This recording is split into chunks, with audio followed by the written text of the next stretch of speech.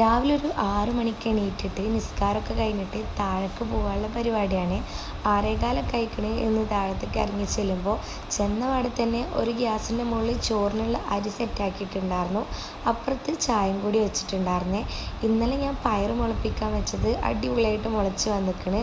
അത് വെച്ചിട്ട് ഇന്നൊരു തോരൻ ഉണ്ടാക്കണം. അതേപോലെ തന്നെ തേങ്ങ ചിരവി എടുക്കുന്നുണ്ട് കേട്ടോ. ഇത് നമുക്ക് പുട്ടിലേക്കുള്ളതാണ്. പുട്ടിൻ്റെ ഒപ്പം നമ്മൾ കടലക്കറിയാണ് സെറ്റാക്കുന്നുള്ളത് കേട്ടോ. കുറച്ച് തേങ്ങയും കടലും കൂടി അരച്ചിട്ടാണ് കടലക്കറി സെറ്റാക്കിയിട്ടുണ്ടായിരുന്നത്.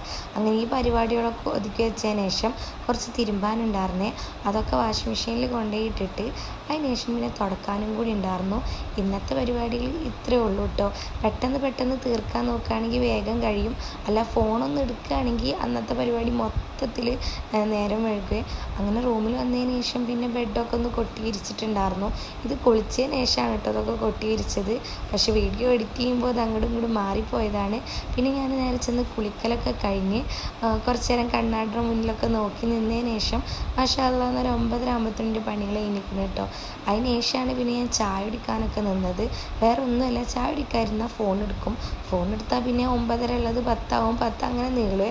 അപ്പോൾ ഇന്നലത്തെ 2 കറികളുണ്ട് കേട്ടോ. 2 മീൻ കറി ഉള്ളതുകൊണ്ട് കറിയൊന്നും വെച്ചിട്ടില്ല. പിന്നെ പയർ മുളപ്പിച്ചത് തോരനും വെച്ചിട്ടുണ്ടായിരുന്നു, പപ്പടം ഉണ്ടായിരുന്നേ.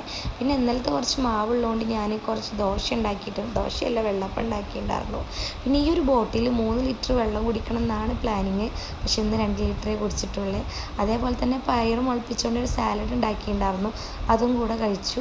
പിന്നെ അതിന് ശേഷം കുറച്ച് നേരം മുറ്റത്ത് വന്നിരുന്നു കേട്ടോ. മുറ്റത്ത് ഭയങ്കര മഴയാണ്. അപ്പോൾ കുറച്ച് നേരം അതും നോക്കിയിരുന്നു. അപ്പോൾ ഇന്നത്തെ വീഡിയോ ഇത്രയേ ഉള്ളൂ. പിന്നെ കാണാം, ബൈ.